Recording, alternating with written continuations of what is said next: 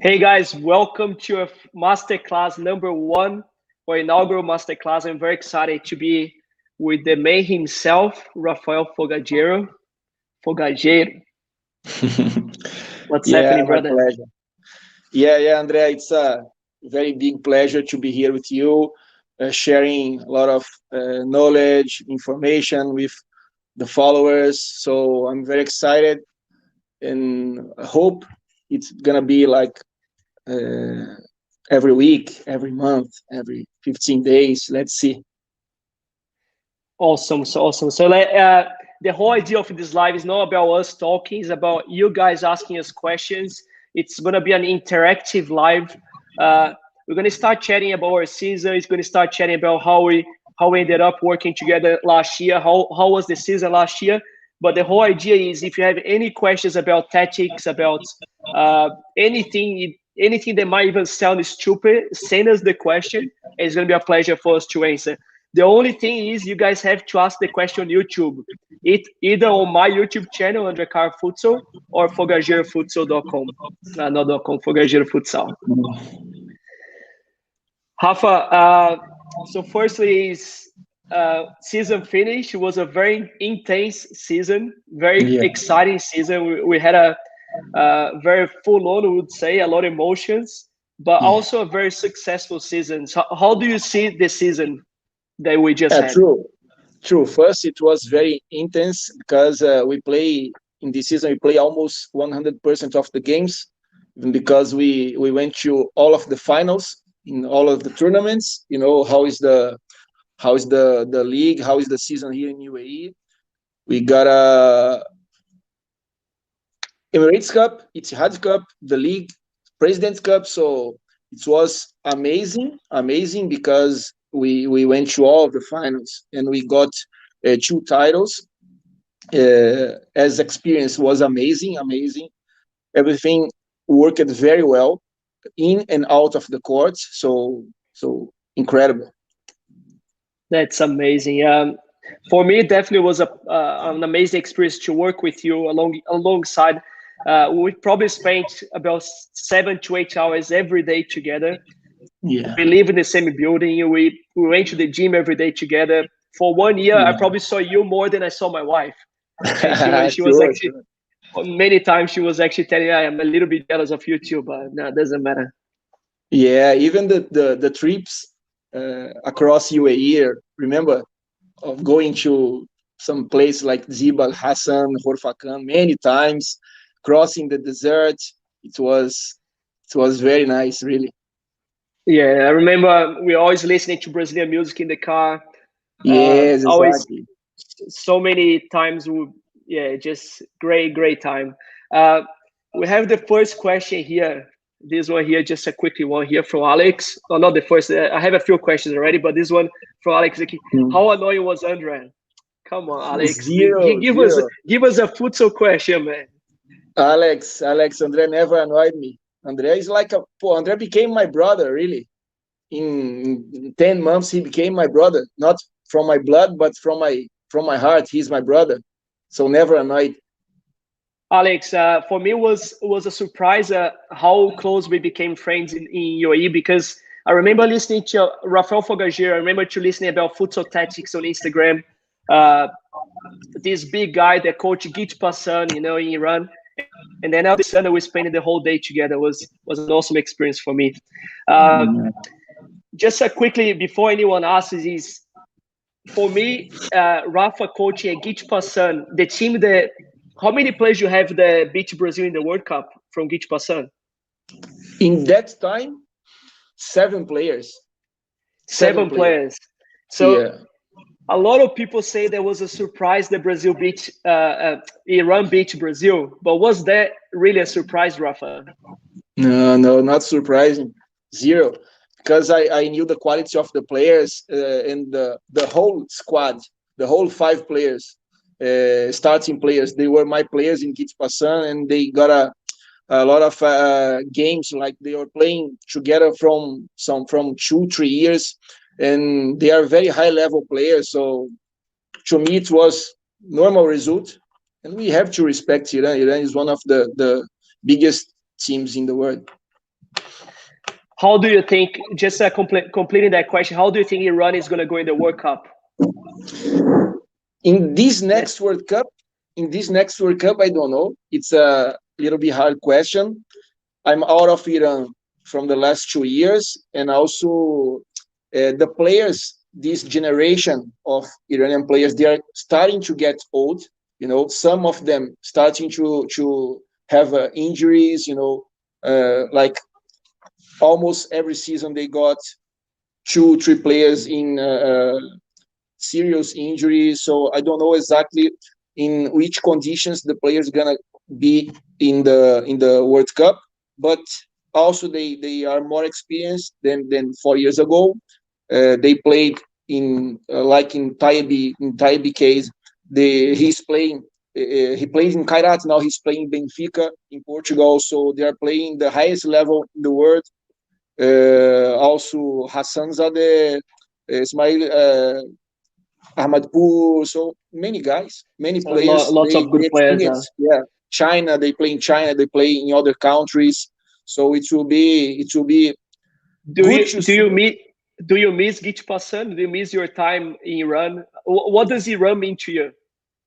Iran means everything to me, Andre. Really, you know, I'm here because of Git Passan. All the time working there with that great players, I learned a lot.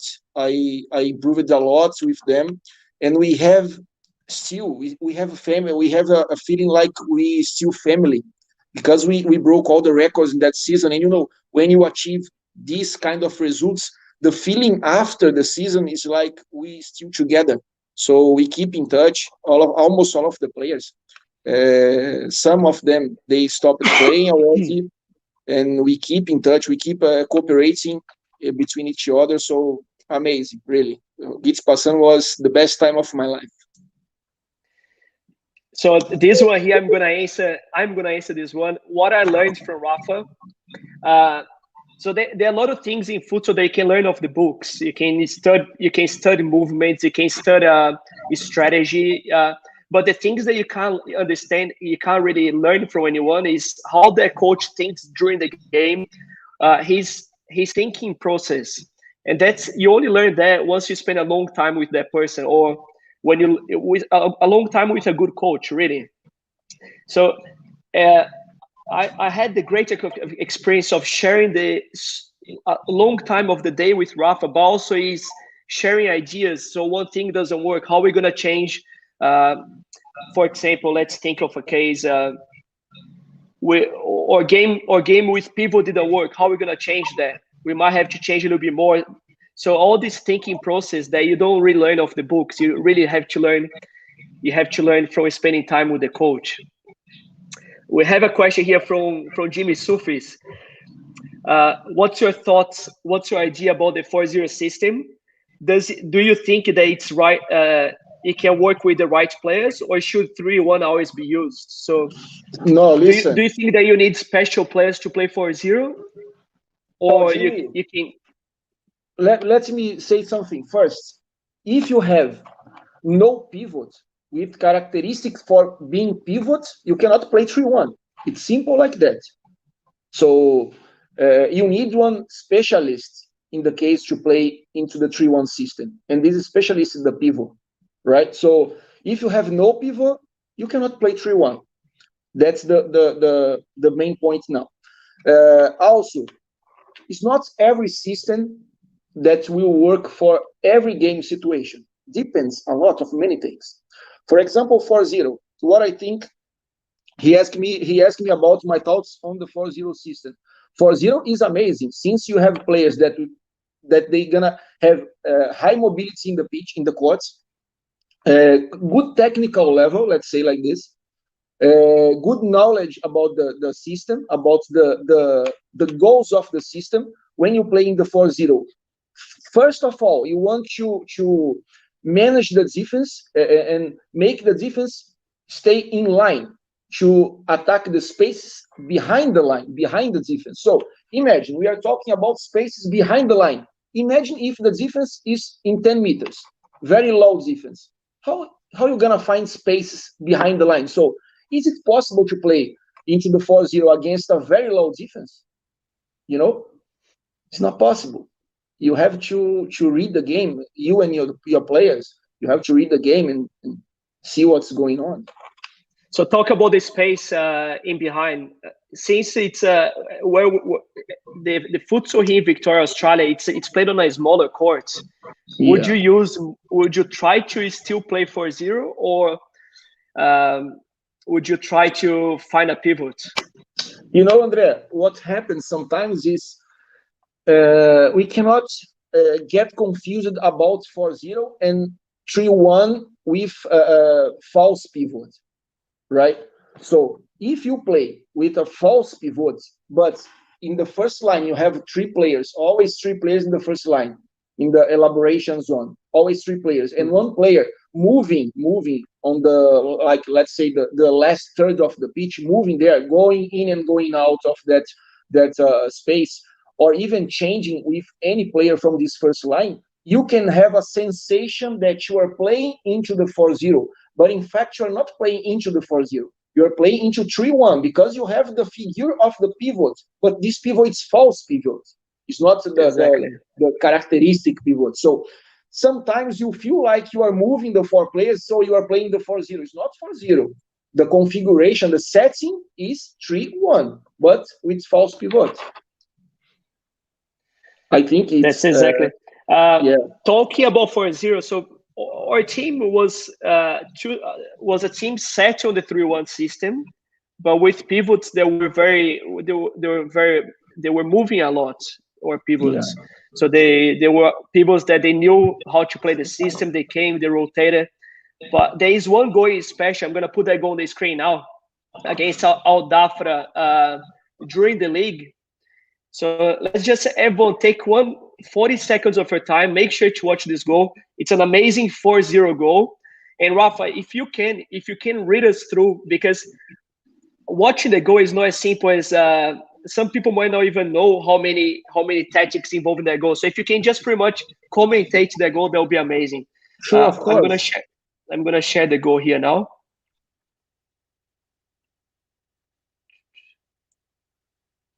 Uh, 4-0 goal. Let's go.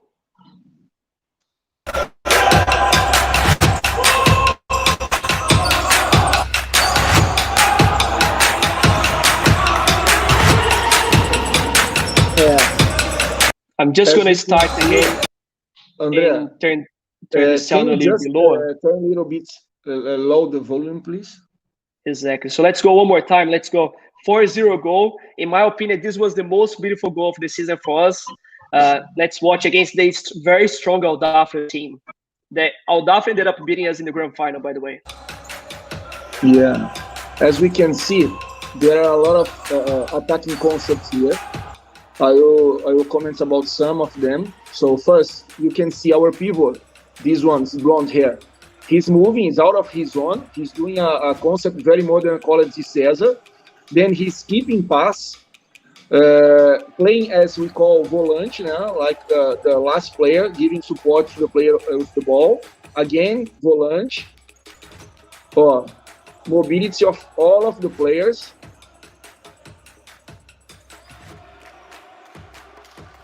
Not too much touches on the ball, as you can see. Feinting, overlapping, game ABC, we call game ABC.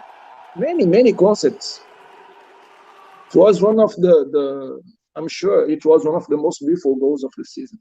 And the interesting thing is, at the start of the play, Al Dhafra is pressing, but they don't manage to win the pressure, and they ended up having to just lower the defense, and that's exactly what the 4-0 does.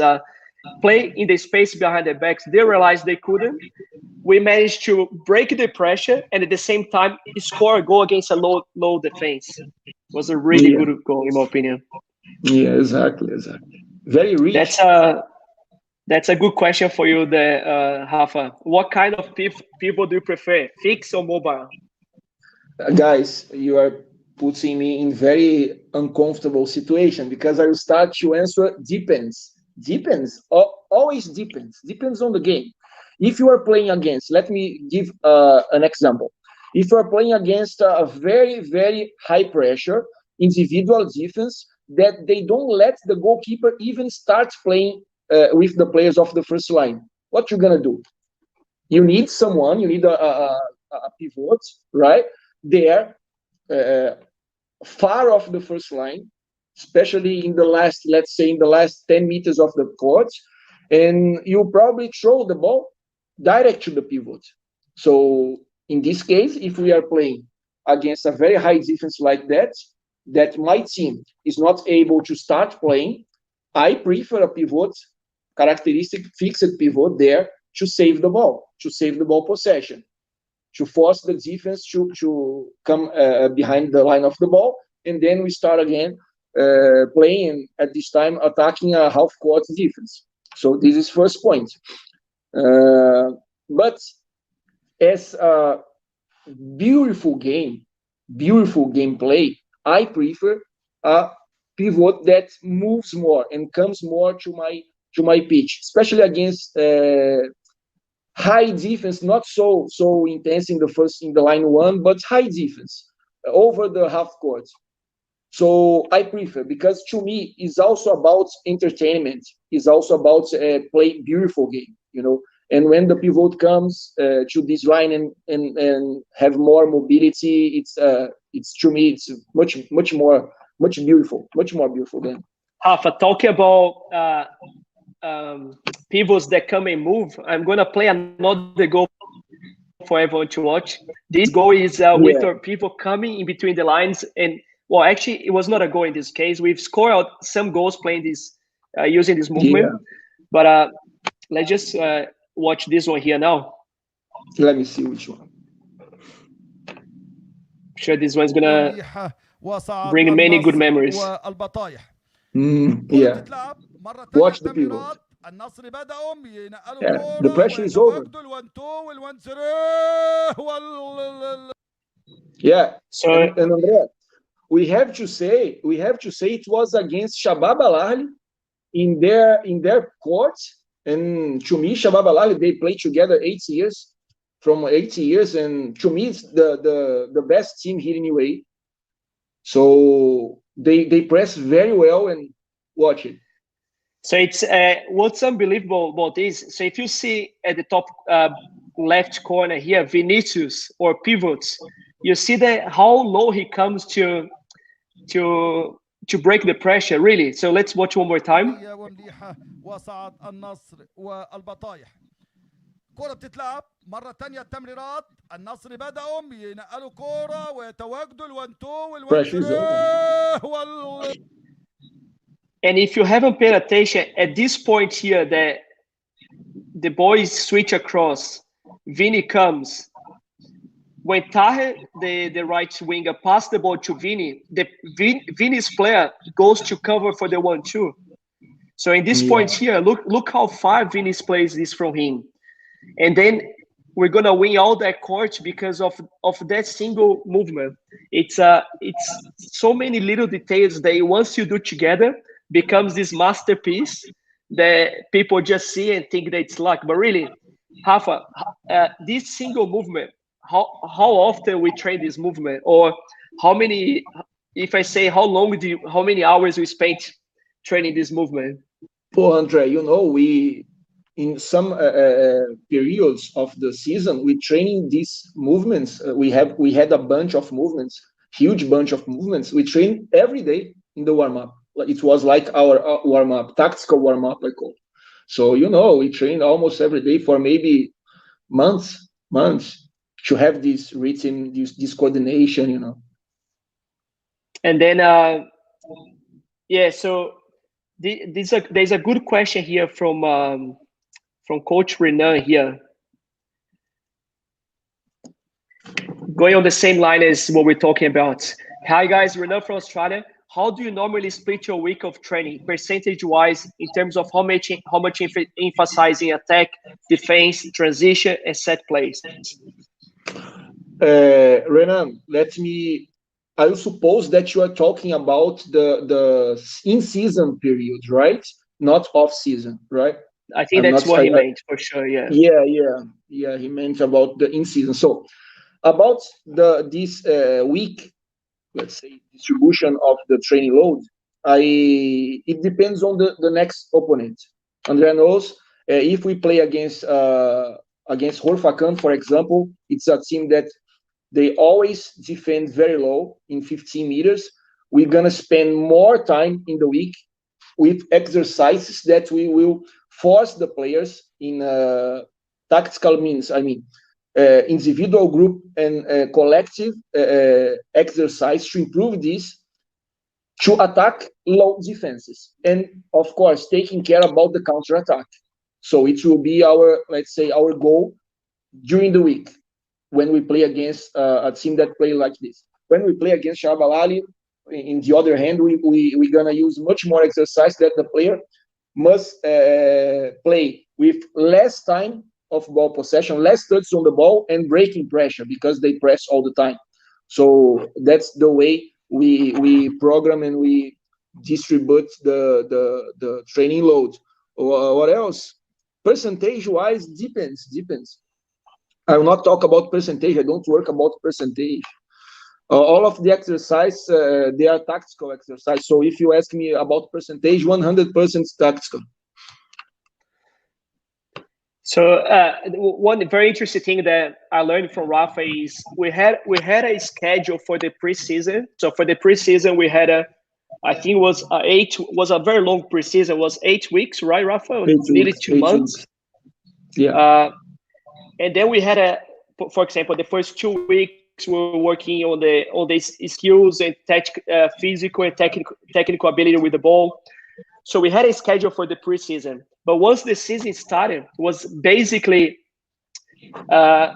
fixing the mistakes that we made in the previous game, things that were urgent and we needed to fix as soon as possible, but also think about the next opposition.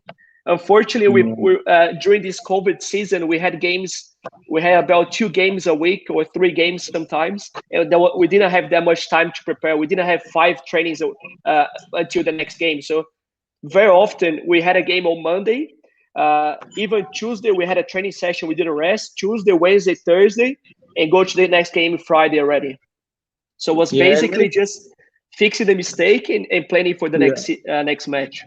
Yeah, and at the end of the season, we were fixing mistakes by video. Remember, only by video. We couldn't spend the energy of the players fixing mistakes because tomorrow we're gonna play again, and it's like semifinal or playoff match like this. And that basically just answers Jimmy's question as well. Exactly. We're all the time fixing the mistakes from last game and training based on the next match, on the next opposition. So also you're very welcome, Renan. I'm gonna show you guys one more goal. This goal here would say that this goal was in the grand final of the President's Cup against South Africa. Was a very good goal. So let's just watch this one. This one here, this one here, unfortunately, is not playing. You mean the game, the goal against Al Dhafra? That one, unfortunately, the system's not playing here. I don't know why it's not working. But we can talk about this goal because it's interesting, very interesting. We call game ABC. Do you remember, Andrea? We always have some practices about training the player to play the game ABC. Game ABC means, let me show here in the board. Can you guys see? I can see perfectly. For sure they can see as well. Very good. So game ABC means this. This player passes for this player. He cannot receive the ball. He should move without ball to the space. And another player come to make the triangle to play A, B, C, right? So in this goal, if I remember, we had they were trying to press.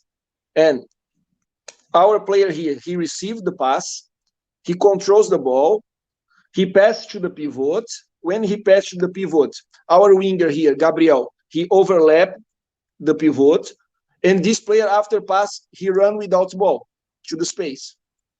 And the pivot rolled the ball back to the winger, and the winger fixed the goalkeeper and pass for the player, let's say the player A. And the player A, it was Taher, he scored the goal. And we also, besides the strategy, besides everything that we had, like coordinated with the players, setting pieces with the players, we always try to train the players to play kind of games like three in line, game ABC, game pass attack, game dribble pass. We always try to create these names with the players to understand which kind of game we should play. Do you remember? Exactly. So during the game, for example, guys, Rafa would say, guys, ABC.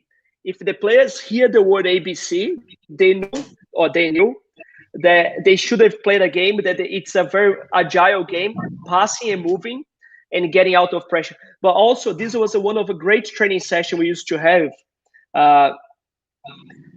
In this training session would be 5 against 5, 2 teams of 4 players.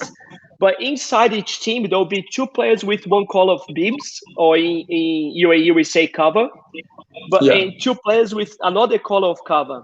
So let's say I have I'm white, my other 2 players are orange, and the other team, they have the same. They have 2 sets of bibs.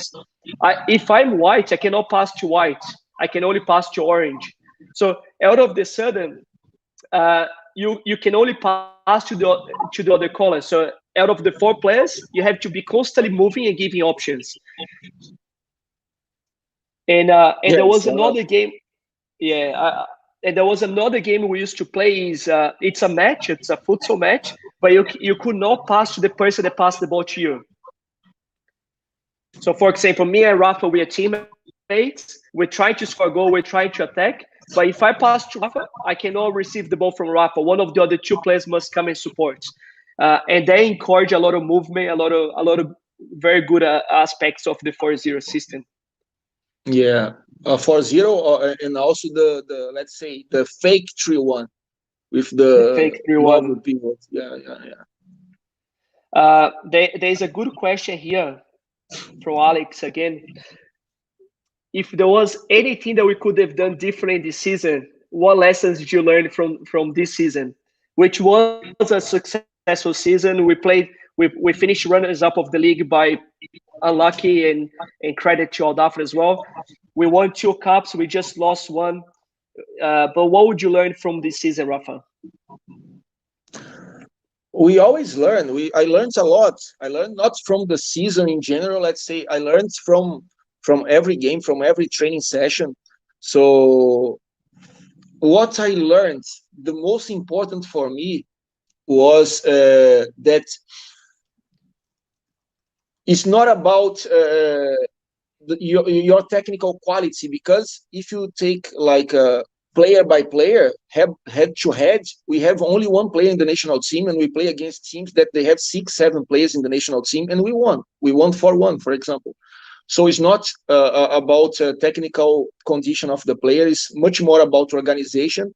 And when you don't have players with that much quality, the team depends much more of the system, So we developed, we created a very strong system, many systems inside the hugest system, let's say like this, of the team. And the players, they were conscient, they were well trained to solve the problems of the game with the knowledge and experience that we were giving training by training, So to me, it was very clear, and also the good atmosphere out of the pitch. For me, it's maybe much more important than tactical. Yes. That was a good point. We had a very well drilled team, but really from the national team we had 1 player, but in our system every player was very important. Yeah. Everyone had a role in the team. They was super important, And in some case, we had a couple games that a couple players got COVID and couldn't play. We miss those players, or when they were suspended, we miss them very much. Yeah. Talking about the players, there's another good question here. At the end of the season, how do you look at the players to add to the squad? Do you scout the players around the world during the season? You look at all the teams in the league to add players to strengthen. So basically, it's how do you sign players? Yeah. Here, there's one point important here to say is here in UAE, it's very hard to hire players from other teams here from UAE. So from Al Nassr to Al Shabab, it's almost impossible to bring players. So our focus during the season is much more related to follow up the players in Brazil, for example, in Spain, in Argentina, good developed countries that they are making good players. Especially here, we have a rule that the player to come here, the foreigner, the player must born in 2000, from 2000. So must be young, and we are following up all the time. We keep in touch with professionals in Brazil, around the world, and we ask these professionals about the players. Many times, agents and even the players, they send their self videos for the Instagram of the club, for the page of the club on Facebook, and we are always getting new videos, new information about players, and we check all informations to try to don't miss out any good player in the right moment that we can hire. Rafa, so now we can definitely we can finally show that goal against South Africa, the grand final of the President's Cup. Game ABC, pure game ABC.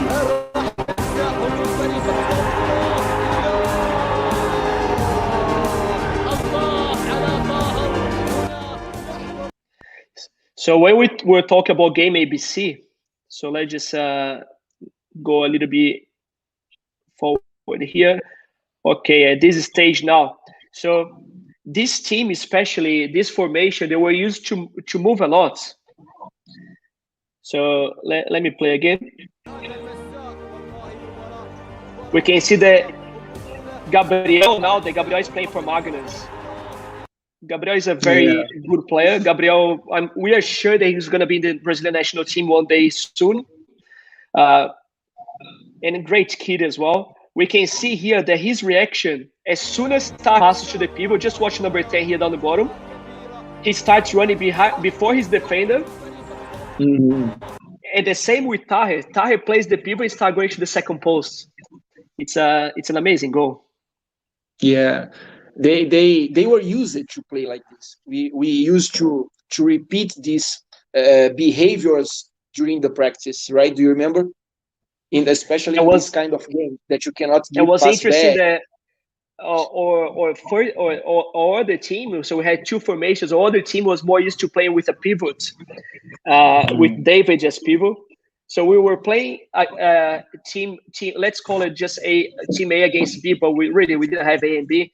When we're playing team against A and B at training, the team A, which was the 3-1 team, they were sometimes winning.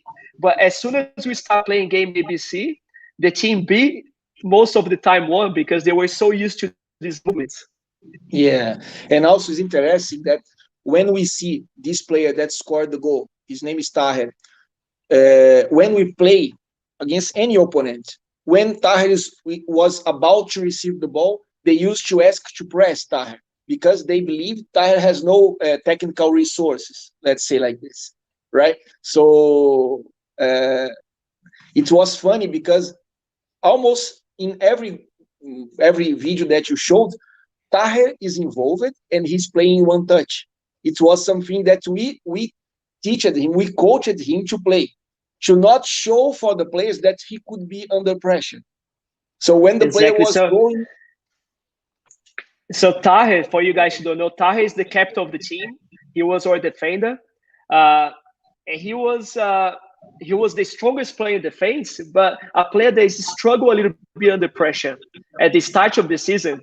But as we taught him a few tricks, he starts surprising teams. Let's just watch that goal one more time. That's Taher there with the ball. And there was no time for the strong Aldafra, very strong and good team to follow. Yeah, André, is it possible for you to show that video against Shabab Al Ahly again? Because there is a concept there that we coached Taher and he was doing very well till the end of the season, and this concept is very clear in the video. So, second. Yeah, see now when he received the ball, one touch. See, so we used to call the wrong way. Do you remember? We gave the name of wrong way. Yeah, when the player was coming through the player with the ball, when the defender was coming through the player with the ball, we coached them to play in one touch and run in his back, in his counter movement, let's say like this. And what's very interesting here is Shabab Al Ahly is a team that press really high and they press the full match. And you can see that who is marking Shabab Al Ahly here. It's a player from the national team. What's his name, Rafa? Abdallah. So Abdallah is about. He knows that Taher is going to receive the ball, and he's ready to press. He's ready to press Taher. But when Taher plays this one touch now, he feels the pressure. He plays and he goes. And because Abdallah couldn't follow, the player that was marking Vini had to cover here. Yeah. And that's where we broke the pressure. Yeah, there's a name.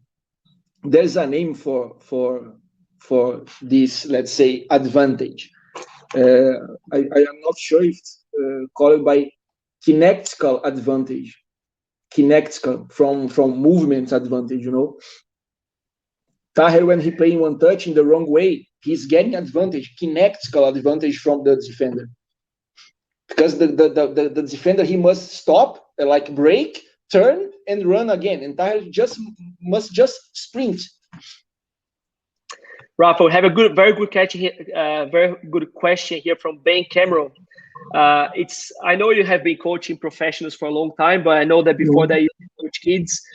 How would you split tactical training and technical development? So how how much of tactical would give, or would you focus more on the technical? What comes first? First, let's hear from you. This is very nice question, because the game is tactical. But to execute the tactical, you need the technical, the right technique. So it's impossible to divide tactical of the technical. You know, it's impossible. So it's always very important to develop the tactical concepts and to coach the players to experience during the practices the very huge sort of technical, let's say, technical executions, right? So it's to me, in my point of view, what I see is you cannot start building a home from the roof, right? So to me, it's clear that you have to start developing players, building players from the individual aspects. What I mean, the first and most easy relation in the futsal is, even in football, is player ball. That's the most simple relation, player ball. What do you have inside this relation? Dribbling and controlling. So when you think about build players, you have to think about build players that knows how to control and dribble the ball, improving their relationship with the ball first. Then you're gonna add another element in this relation, ball the relation is player, ball, opponent.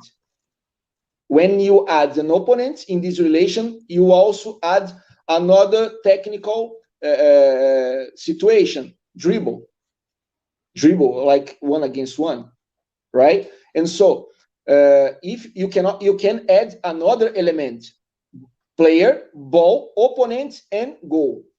You are adding another technical, call it shot, right? So, and then you can add more, player, ball, opponent, colleague, teammate, and goal. So I like to build players. I like to understand the process in terms of relations, and each relation, like from the most simple to the most complex, gives me some parameters. These parameters are technical and tactical parameters. We can call also as tactical means. Tactical means individual. Tactical means group. Tactical means collective. And as I said before, you cannot start building the house from the roof. So let's start building the player from their individual aspects, coaching them these individual concepts, then going to the group. Like group we call dualities and game with 3 players, and then we go to the game with 4 players or 5 players as you like to call. So Rafa, here we have the next question from Alex. Do you think there are nations? There are nations. I think there's a few, Kuwait, UAE. There's a few there, Iraq, all these nations. They will challenge the big teams like Brazil, Spain, Portugal. Maybe. Or they are missing.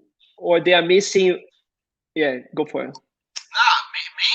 Maybe if it happens, maybe like in the future, in very far future, let's say like this, because it's about future. They start the process of training very, very late.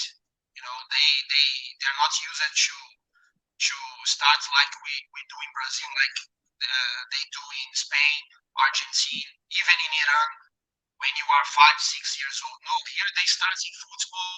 They also come to football very late, like 20 years old, 22, sometimes 26 years old. The players starting to play futsal. So I don't believe that these Arab nations, they are able to compete against Brazil, Spain, Argentina, and other big nations in the close future. I don't believe so.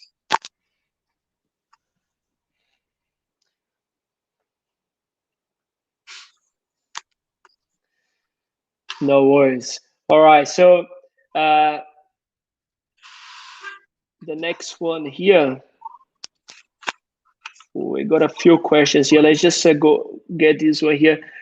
We get a lot of people saying that they wish this live was in Portuguese. So unfortunately, this live is not in Portuguese. This live is in English. But hopefully, we're gonna be making some content in Portuguese.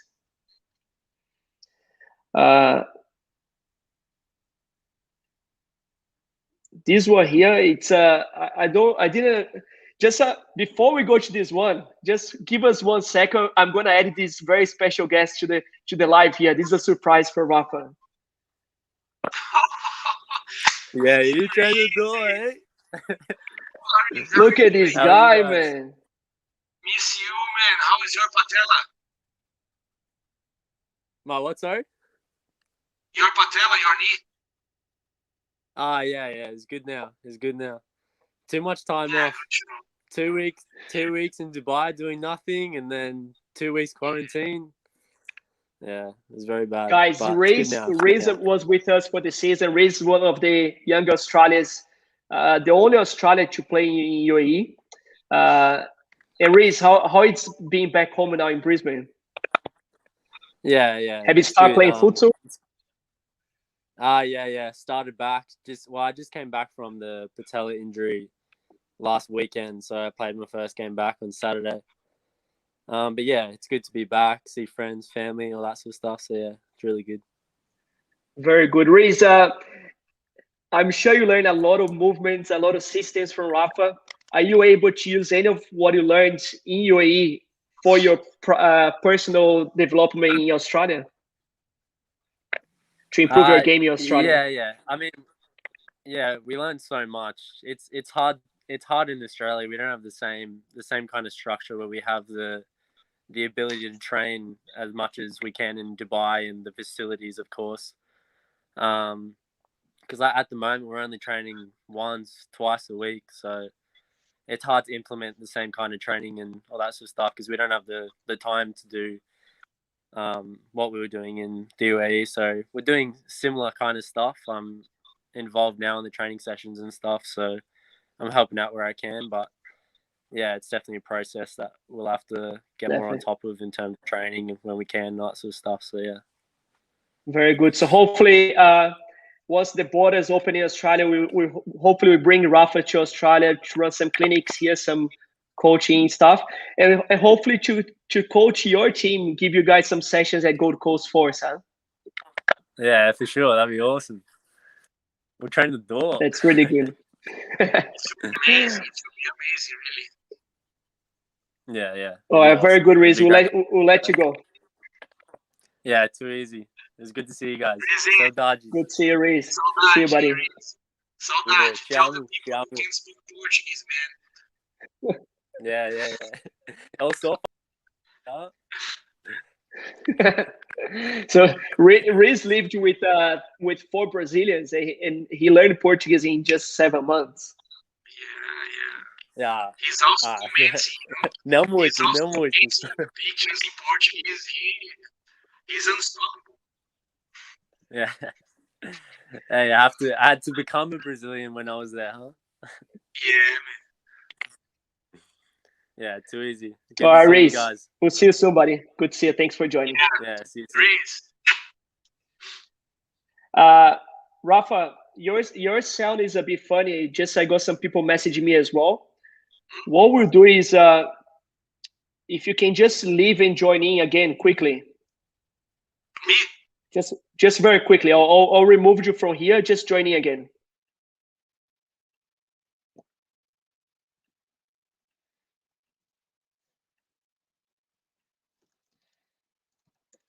All right, guys. So Rafa is just coming back. Meanwhile, just 1 second here. Let's just ask this question here from Tia Leo.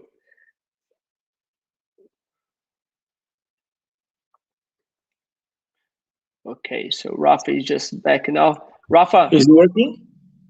Perfect now, much better. Very good. We just received this question here from Tia Leo. What kind of practice drills should you use to teach basic movements of futsal for new players? These new players, you mean kids? I'm not sure. Right? I'm guessing it's not kids. I'm guessing it's like social league players, adults. Yeah, so it's absolutely different when you deal with kids and when you deal with adults. So for adults, it's important to know how many sessions you have, how many hours of practice do you have. You must be economic, you must try to create or try to use practices that you can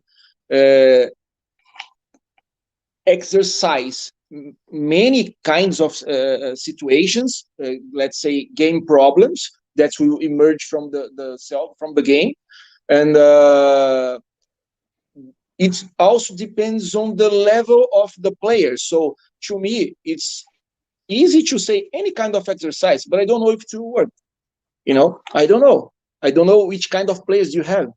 So I can say, for example, for you, if you want to exercise the pass, if you want to practice the pass, for example, the short pass, just put like, let's say 3 against 3, 4 against 4 in a square of 15 by 15, and ask the players to save the ball possession for, let's say, 2 minutes. They will pass a lot, many times, but it depends. Depending on the level of the players, you must increase the size of the court, because they are not able to change like 3-4 passes. So it's better to put like 25 by 25 meters. So you have much more space, much more time to think, much more time to decision making, and the chance to have a better pass is bigger. You know, and going to the still talk about pass, we have this question here from Antonis Stem. Are there any one-touch passes futsal? Because I haven't seen this that often. I guess because they won't give you that much time to make the rotation movements in possession, right? So he's asking why you don't see that many one-touch passes in futsal. Why often you're gonna control the ball and pass instead of passing one touch? Because everything is about rhythm. You can't pass in one touch if your pass has no meaning in your pass. You're passing by passing. It's not about passing for passing. You know, the passing is a kind of communication between players, you know, and shows a lot about your intention. So it's impossible to ask the player, hey, play one touch, and he's gonna say, why? My defender is 5 meters away of me. Why do I have to play in one touch? And depends. There's a concept called fixation. In Spanish, they call fijar el defensor. We used to call here fix the defender, but I'm not sure if it's the right name or not for the concept. Andre knows much better than me. But depending on the game, you have to fix your defender to pass and try to take his back. You know, so it's impossible to play in one touch sometimes. You must play at least in 2 touches, sometimes even more than 2 touches. And that's a big mistake that soccer coaches do when they start coaching futsal. They want to encourage these one-touch passes and moving. But futsal, it's all about the right time. So there's time to play one touch. There's time that you have to control the ball, wait for your defender to come to you, and then you pass and you go behind his or her back. Yeah. So, for example, if I share the screen here quickly, I'm missing the ball here. There you go. So this software that we use, it's called Tactical Pad. It's a really good software. But again, if the ball is coming from here to this player and this player is far, he plays one touch here and goes, it's easy for his defender to follow. But in this case here, if he controls the ball, he takes the ball close to the defender, or 1-2 touch, defender comes, then he passes, then it's easy for him to win his back. So it's a simple example, but there's so many more. And then even if we watch their goal again, I'm gonna play the of the President's Cup. Of the President's Cup one more time. We can see how important the one touch is. And it depends, right, Andre? It depends. Sometimes you have to play in one touch, sometimes no.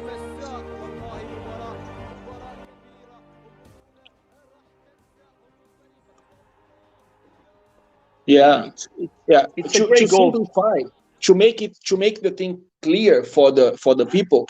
When we say fix the defender, we are talking about when you have the ball, you invade the virtual space of the defender, right? To force him to look to the ball, you know, to fix his eyes on the ball, and then you are in advantage, positional advantage or kinetical advantage to pass and try to gain his back, you know. So it's very clear. You can see it's easy when you watch Barcelona's match. Diego, he does all the time, you know. He fixes the defender all the time in 1-against-1. So, but sometimes no. Sometimes you have to play in one touch, like we just showed about Taher. He should play in one touch because the players they use to attack Taher when he got the ball, because he little bit struggle with the ball under pressure. So the players try to go in, we call time 1. The players try to press him in time 1. When you are under pressure in time 1, just play one touch. Halas, easy, you know. Exactly. So we have a very good question here next about flying goalkeeper, or in UAE we say power play. hey guy from. Sorry, I'm not gonna be able to say your name here, but hey guys, thanks for the opportunity to learn from you. It's a pleasure from us.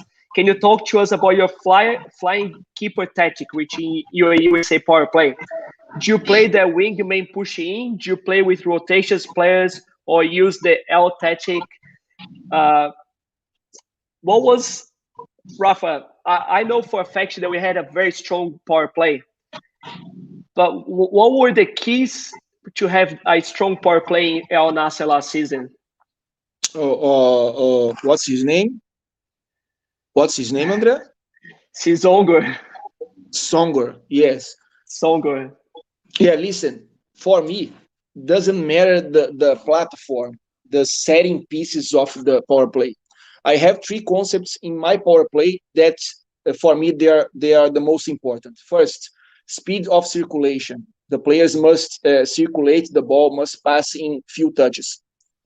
Second, every time you can skip a pass, you should skip a pass, right? And to me, this is key. This is a key concept. The last 2 or even 3 passes before the finish must be in one touch. So even it's related also to the speed of circulation. So to me, doesn't matter. He's saying about L tactic, rotation players, right? My power play, depending on the defense, is much more with much more mobility there, but sometimes you don't have to use this mobility. Sometimes you just have to increase the speed of pass, and it's done. Depend. There are some important points that you have to watch in the defense. So we scored this goal here playing power play this season. That's one of the goals we scored. If we see the tactics, we score lots of goals this season with power play. But this case here was a set movement. But again, the key is now is keeping the pass. When he's keeping the pass there, the player is going space at the back. Skipping the pass, one touch pass. You see the ball when the ball goes in the line. When it comes back, it comes in one touch. See.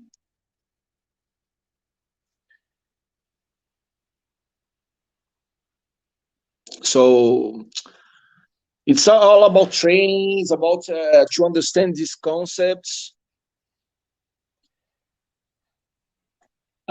We have a question here from Antonis Stem. He's a 14-year-old that he's played football his whole life. He's going to try out with a Greek futsal team, Ayak, which they used to be champions of Greece. He's asking how to stand out. That's a hard question. What I think he's trying to ask is how to stand out as a player. Sorry, in a tryout. What I think he's asking is how to stand out in a tryout. How to show that you're the best player in a tryout. For me, the most important is showing to the coach that your presence in the court improves the level of all of your teammates. To me, that's the most important. Not trying to show that you know how to dribble. No, just improve your teammates. That's the most important. Show to everyone that with you, the team is stronger than without you. And together with that, it comes that it's very rare to find leadership as well. There's not many players that can lead your team, that can make the other players better. But there was a question that I asked Rafa during the season. I asked Rafa, what makes a player good? He said, a player that makes his teammates better. That's what makes a player good. Yeah. So guys, we're coming to the end of the live. If you have any final questions to ask, now is the time. Send your questions now. After a few minutes, there'll be no more option, and then just in masterclass number 2. Make sure to send all your questions right now if you still want to get your questions answered. Rafa, now you're in your holidays. What are your plans for the next season? What's happening next season? Andrea, for the next season, I really my motivation is even improve the level that we reached this last season, because we really reached a very high level for the futsal here. I mean, in organization, I mean, as collective. And this is my motivation for this next season. It will be my third season here, so I think my cycle here in Al Nassr is going to the end in this season or the next season. So, but still, I can see conditions to improve the level that we had. We're gonna have some different players, especially the foreigner players, and we have to see what we can do with the players. How can the characteristic of the player help, the team. I never fight against the characteristic of my players, so I have to know them better. So that's it, guys. We're getting lots of messages here from people that just saying hi to us, just saying us a big hug, guys. So that's it for masterclass number 1. Was an awesome opportunity to hear more from Rafa, to hear from me. There'll be other masterclasses coming soon, so I want you to stay tuned. There'll be other masterclass number 2, number 3, and we have some special guests that'll be joining us. But the whole idea of this is bring your questions, even if they sound stupid. Just ask us any questions that you want to have answer. What might sound stupid for you might not be for other person. The whole idea is to share knowledge here, guys. So it's an interactive live. I hope you guys enjoyed it. I enjoyed it very much. Have you guys here, and we'll see you guys in masterclass number 2. Yeah, sure. It was a pleasure. I enjoy a lot. I learned a lot. One of the best ways to learn is talking about something, and it was amazing. Really, a pleasure. So that's it, guys. We'll see you guys soon. Hope you enjoyed it. And don't forget to subscribe to our channels, leave comments, ask us anything. Also, Rafa has 2 ebooks that you can buy, the 3-1 attacking system and the 4-0 attacking system. And he also has a transition ebook coming soon. Yes, inshallah. Inshallah. All right, Rafa. I'll see you soon, mate. See you guys. See you. Bye-bye. See you. Thank you, everyone. Thank you.